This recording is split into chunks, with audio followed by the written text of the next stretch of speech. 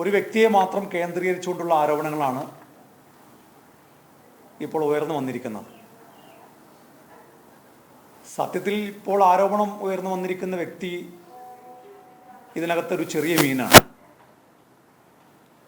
കോഴിക്കോട് കേന്ദ്രീകരിച്ച് ഒരു mini cabinet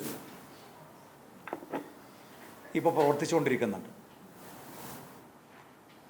ആ മിനി ക്യാബിനറ്റിൻ്റെ തലപ്പത്തുള്ളത് പൊതുമരാമത്ത് മന്ത്രി PA മുഹമ്മദ് റിയാസാണ്. ആ മിനി ക്യാബിനറ്റിൽ ഒരു സംഘം കോഴിക്കോട് കേന്ദ്രീകരിച്ചുകൊണ്ട് പ്രവർത്തിക്കുന്നുണ്ട്. ആ ക്യാബിനറ്റിലെ ഒരു അംഗമാണ് SFIയുടെയും DYFIയുടെയും ഒക്കെ നേതാവായിരുന്ന ഇപ്പോൾ CITUവിൻ്റെ ജില്ലാ സെക്രട്ടറി ആയിട്ടുള്ള പ്രമോദ് കോട്ടൂളി. കോഴിക്കോട്ടെ ഒരു ഹോമിയോ ഡോക്ടറിൽ നിന്ന് PSC അംഗമാക്കാം എന്ന് പറഞ്ഞ് 60 ലക്ഷം രൂപയാണ് കോഴ ചോദിച്ചത്. അതിനകത്ത് 22 ലക്ഷം രൂപ ഈ പ്രമോദ് കോട്ടൂളി കൈപ്പറ്റുകയും ചെയ്തു.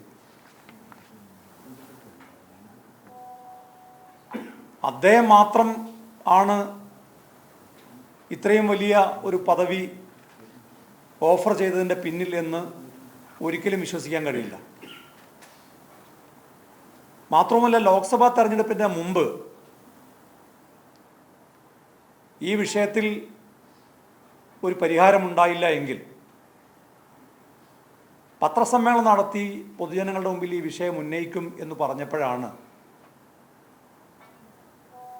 തടി തപ്പാൻ വേണ്ടി PA മുഹമ്മദ് റിയാസ് പാർട്ടിക്ക് പരാതി കൊടുത്തത്. ഈ പരാതിക്കാരന് 2 കാര്യമാണ് ആവശ്യപ്പെട്ടത്. ഒന്ന്, 22 ലക്ഷം രൂപ തിരിച്ചു കൊടുക്കണം.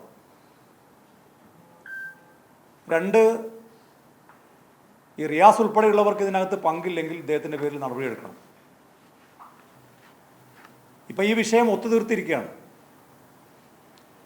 22 ലക്ഷം രൂപ തിരികെ കൊടുത്തു. തിരികെ കൊടുത്തത് പ്രമോദ് കോട്ടൂളി അല്ല.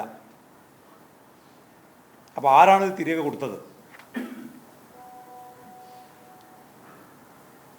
മാത്രമല്ല, ഇനി ഈ വിഷയം ഉന്നയിച്ചാൽ കൈക്കൂലി കൊടുത്തതിന് ഈ ഡോക്ടറെയും കുടുംബത്തെയും കേസിലകപ്പെടുത്തി ജയിലടക്കും എന്നാണ് പറഞ്ഞിട്ടുള്ളത്. അപ്പം പല നിലക്ക് ഈ വിഷയത്തെ ഒതുക്കി തീർക്കാൻ വേണ്ടിയുള്ള ശ്രമമാണ് നടക്കുന്നത്.